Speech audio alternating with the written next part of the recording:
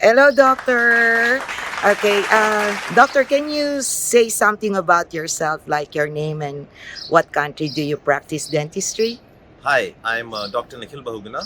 I'm a practicing restorative dentist and an endodontist. I come from India and I have my specialty practice totally focused on endodontics and minimally invasive restorative dentistry in the north part of the country, which is Delhi.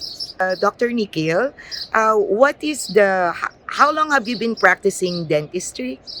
I have been practicing dentistry since 2004, since I Okay. graduated and post graduated. And it's been practically a lot of clinical experience in the last 18 years that I have shared and learned working on my patients. Okay. And then when did you get introduced with Edelweiss? I got introduced to the Edelweiss concept in 2016 Okay. by Dr. Stefan Lampel himself, and he'd come to India for a workshop.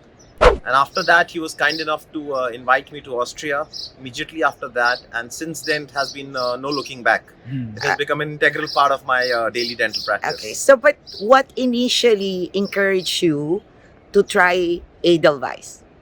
I mean, besides meeting Dr. Stefan. Oh, that was one of the biggest reasons. But to be true, I have always been a proponent of something which is close to nature.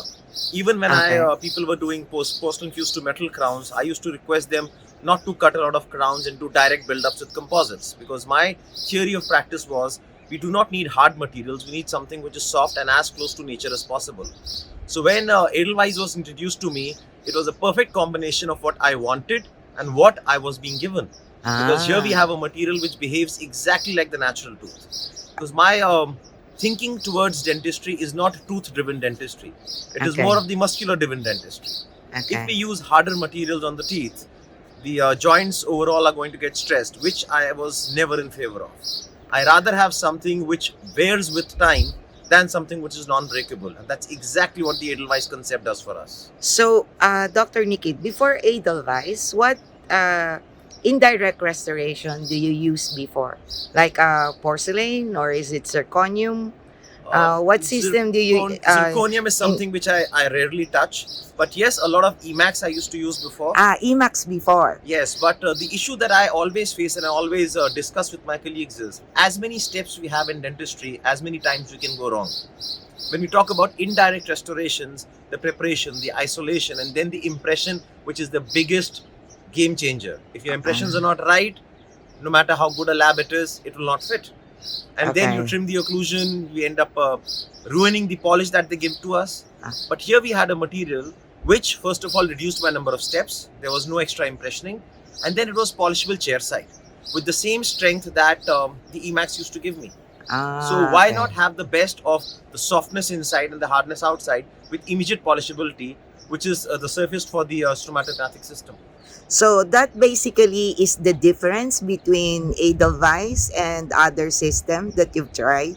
See, Edelweiss is something which gives me the, first of all, the flexibility to work. Okay. I can trim, I can contour, I can choose my size. And the best part is, even if I go wrong in trimming, I can autoclave it. It's autoclavable. So it's not wasted. But if a ceramic veneer, if I cut it extra, it's wasted. It's gone. And the best part is, here we are dealing with direct composites to lute the veneer or the occlusion VD back onto the tooth.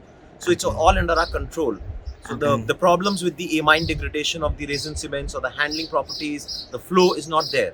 We have a control set that we have with these materials. Okay, so when you first tried Edelweiss, from coming from a different system like Emacs, what was the biggest challenge for you when you are shifting from one system to another? And how did you overcome that, learning curve, as we call it? See, my biggest challenge to start with, to be very honest, was handling. Okay. Because when you have to do trimming chair side, sometimes initially it slipped out of my hand a few times. So that is what I learned later, that how softly you need to hold it. And you need to be very soft while trimming it. I prefer using a lot of discs rather than diamond points. Because then it gives me a lot of control. And once I was through with let's say 5 or 6 of those trimmings, now it comes very easily to me. The other challenge which was to remove the excess material, because initially I used to use a lot of composite inside. But my cases taught me, don't use too much of material. Just layer it very thin inside with the minimum most resin. All you need is a minor flow at the margin so that we can just merge it, blend it, and polish it. Okay, so in the end, Dr. Nikhil, what do you advise dentists who are just about to start or try Edelweiss so that it will be easier for them?